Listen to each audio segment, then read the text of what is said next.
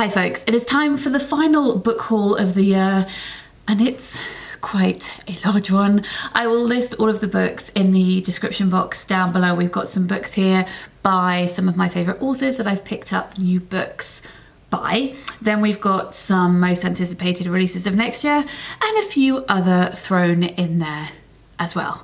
So recently I have been reading and loving Patricia Highsmith, and so I picked up a few more of her books. So far I have read Carol, The Talented Mr. Ripley, Strangers on a Train and Deep Water. So I decided to pick up the second Ripley book because I was hesitant to pick up more in the series just because they were actually written quite like far apart from each other. They span decades, but many of you said that you think that the sequels stand up to the first one, so I'm very excited about that. So this is Ripley Underground.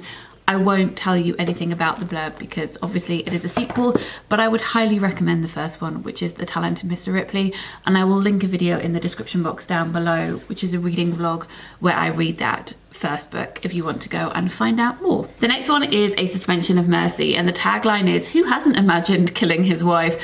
So this is about Sidney Bartleby, who has imagined killing his wife. He has compulsively, repeatedly been plotting methods and forging alibis because he is a crime thriller writer himself, and then his wife dies and he can't convince anyone that he didn't kill her because that's what he does for a living. Plot how to get away with murder. I love the sound of that particular story.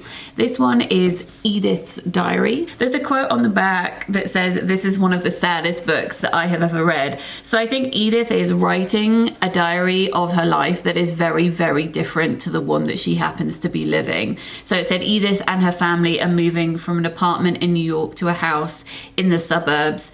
Life seems full of promise, and indeed to read Edith's diary you would never think otherwise. Strange then that her reality is so very different. And then this is the fourth Patricia Highsmith that I've bought. This is A Dog's Ransom, and this one threatens a dog, which I'm a little bit stressed about. It's about a man called Ed Reynolds who runs a publishing company. She writes about publishing companies and writers quite a lot, and I enjoy that. That could verge on a bit meta and weird and too on the nose, but I actually quite like it. So this is about Ed, who runs a publishing company. He keeps receiving these poison pen letters and he ignores them until one day he gets a letter saying, I have your dog. She is well and happy. I gather the dog is important to you, ? We'll see. That sounds very sinister and not very nice, but those are all the Patricia Highsmiths that I've bought, and I'll probably pick up at least one of those over the Christmas holidays because I'm obsessed. On to books that are not Patricia Highsmith. This is by Tramp Press, who publish Darina Griffith's Ghost in the Throat. So this is Corpsing, My Body and Other Horror Shows by Sophie Wight. This is an essay collection which is about body and mental health and grief. And I've just heard really good things about it. I think that the writing is particularly wonderful from the extracts that I have read. So I'm excited to get to that one. Then I bought a middle grade, which is The Chime Seekers by Ross Montgomery. And Ross and I were talking on Twitter a couple of months ago because both of our new books came out at the same time. Mine is The Sister Who Ate Her Brothers and his is The Chime Seekers, both middle grade. Both are dark and also inspired by fairy tales. So we were chatting about each other's books. So I decided to pick up a copy of his. This is about the changeling myth, but without all of the horrible history to do with disability.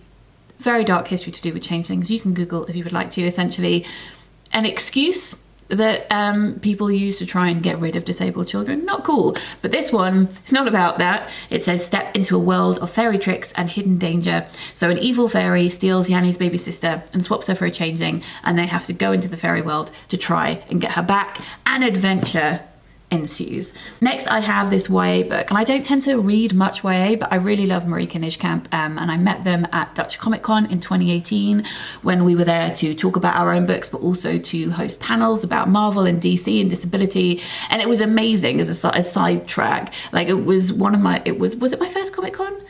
I think it was my first Comic Con, but like confronted with how many disabled creators go to Comic Con, which just makes, you know, the way that comics depict disabled people and people with disfigurements even more ridiculous because the fan base is massive. It is so massive, and it was a joy to host panels talking about disfigurement, disability with comic book creators. Marieke has also worked for DC creating comic books themselves. Anyway, that was a sidetrack. I really like what they do. So this is at the end of everything. The world never wanted them. They refuse to be forgotten. That last bit is the tagline. It's not a really long title. So this is inspired by recent events. It's set at the Hope Juvenile Treatment Centre, which is a centre where teenagers are sent and a pandemic breaks out while they are contained in this space, and then they are left behind because no one seems to really care about them and they are left to fend for themselves. And the question is, how will they do that? How will they survive? And Marieke always writes such a diverse range of characters, so I'm sure that there are going to be many disabled characters in here, so I'm very excited to read that one. I bought Jason Allen-Paisant's book Thinking with Trees, and I can't remember who posted an extract of this online. It may have been Jackie Morris, it may have been Emily Berry. I often get poetry recommendations from Emily Berry. I don't remember. Anyway, it was a poem called Autumn, which I'll read you the very beginning of. And I just fell in love with it and thought, I need to read more of their poetry, please. Autumn. I enter, peel off the skin of my living room. It is October, and the light that falls on the leaves rises again in a swell, while the red floor of the woodland stretches like an avenue through high maples and oaks. I press down into the leaves and wonder how many seasons lie here beneath my feet. I just thought that was great. So I bought a copy of that. Then I also bought a copy of The Heath, My Year on Hampstead Heath by Hunter Davies. Hunter used to come into the antiquarian bookshop that I worked at all the time because he is very good friends with the owner. So this is a book about Hampstead Heath that he wrote. It's a history of the Heath, but also just his relationship with it during the past 21 months. Well, I don't know when he stopped writing this, but anyway, during the first year of the pandemic. And given that I spent so much time and spend now still so much time walking on Hampstead Heath as a place of solace and this wonderful open space as a place that I can visit during these times, because I'm not going into any other buildings apart from my home and hospitals. It's just going to be really lovely to read somebody else's view of the Heath. And I look forward to reading it. I've actually bought a couple of copies of this for Christmas presents as well. The next one is a book that I was sent actually unsolicited, but I'm very interested in this. This is The Return of Faraz Ali by Aamina Ahmad, and this is set in Pakistan in the 1960s, if I can open the cover. Yes, as riots erupt on the streets of Lahore, Inspector Faraz returns to his birthplace. So it's about an inspector who's trying to solve a mystery in Pakistan in the 1960s. And that just sounds very intriguing. It's got a quote on the front by Camilla Shamsi, and I love Camilla Shamsi, so that's exciting. This tiny little book here is Claire Keegan's new book. She is an Irish writer, and I've always loved her books. They're very atmospheric, and this one, I think, is set during Christmas. So I'll be reading this month. A very loud parrot outside. I will be reading this one this month and reporting back, but it's about a small Irish town, yes, during the weeks leading up to Christmas, and about all the inhabitants of this town. And I just love cozy, small knit community books like that.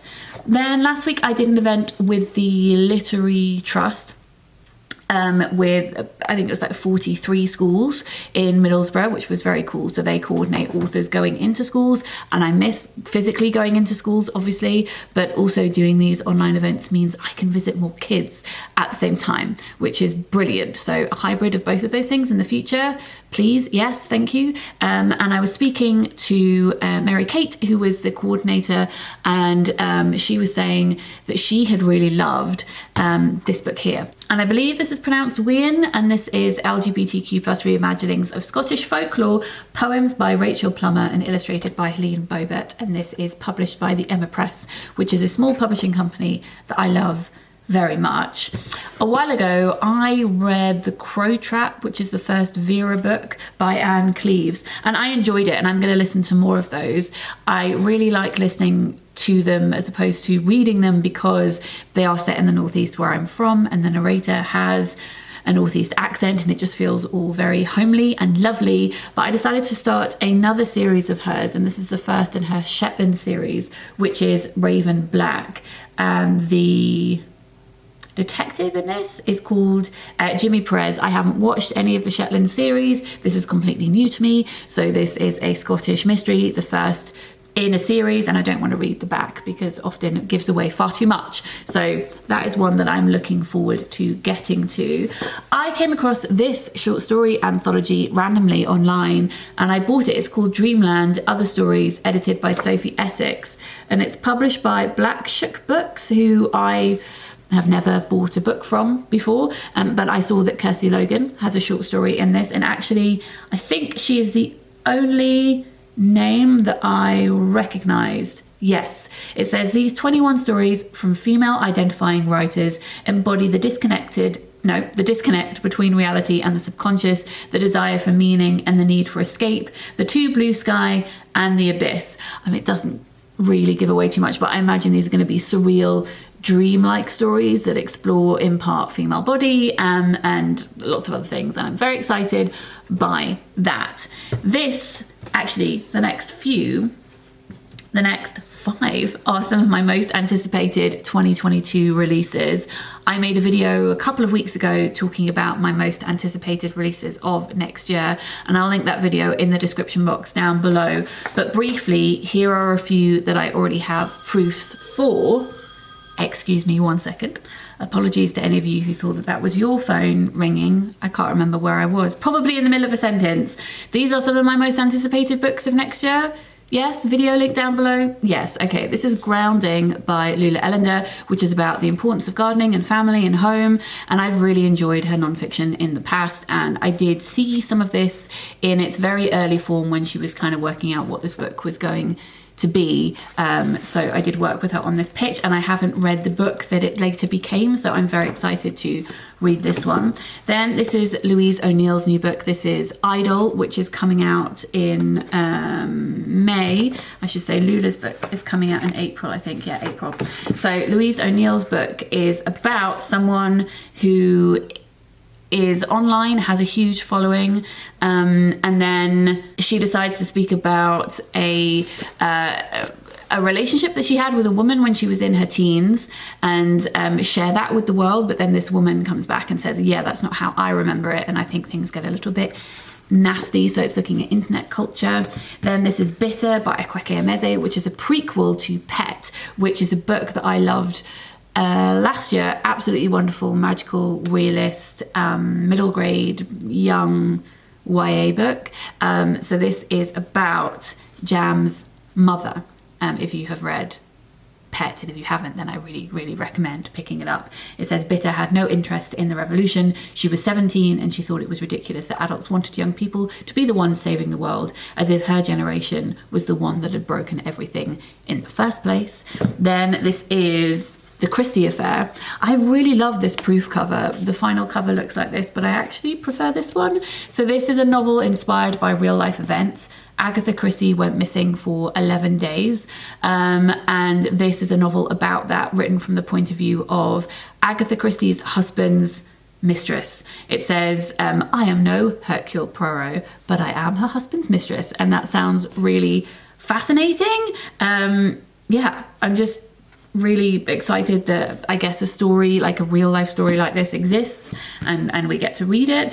And this is Our Wives Under the Sea by Julia Armfield, which is coming out in March. The Christie Affair, I think, is coming out in January, so really soon. This one's coming out in March. I've read her short stories before, really loved them. This is her debut novel. It's about two women, one called Miri, whose wife Leah has gone down on a deep sea mission, and when she comes back from the sea, she is not the same at all, and I'm sure it's going to be weird and creepy and wonderful, and obviously hella queer, which is great. Last month I read Kusama, which was a graphic biography about Yayoi Kusama, and I want to read more in her own words. So this is her autobiography, Infinity Net, which is translated from the Japanese by Ralph McCarthy, and I absolutely love her artwork. I'm keen to see what her writing is like as well. I think that's going to be really interesting. So this will be about mental health and art and Tokyo and New York and the 1960s. Looking forward to that. And then finally I bought this, which is a middle grade book called Snow and Rose by Emily Winfield Martin,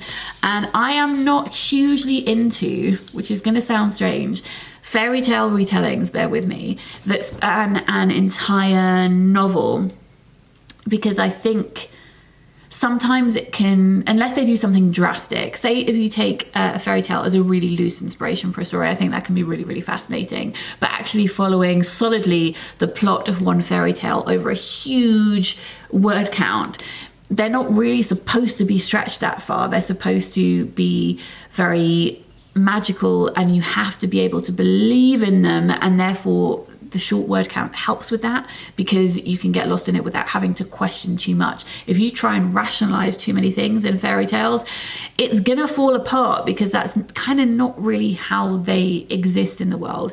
So I really love fairy tale retelling elements in stories, and I of course use that myself in my work. But huge novels that take one story and then try and flesh it out and make it really human, they don't always work for me. However, middle grade books that do this, I have found in my experience, can be more successful. So I'm intrigued by this. So this is a retelling of Snow White and Rose Red, and it's about two sisters who get lost in the forest. I'm sure it's going to be very magical, and it also has some beautiful illustrations inside as well. So those are all of the books that I have purchased or been sent for review recently. I would love to know if you have read any of these, or if any are on your radar, if you would like to get to them. I hope you're having a great start to the week, and I will be back with another video very soon. Sending love.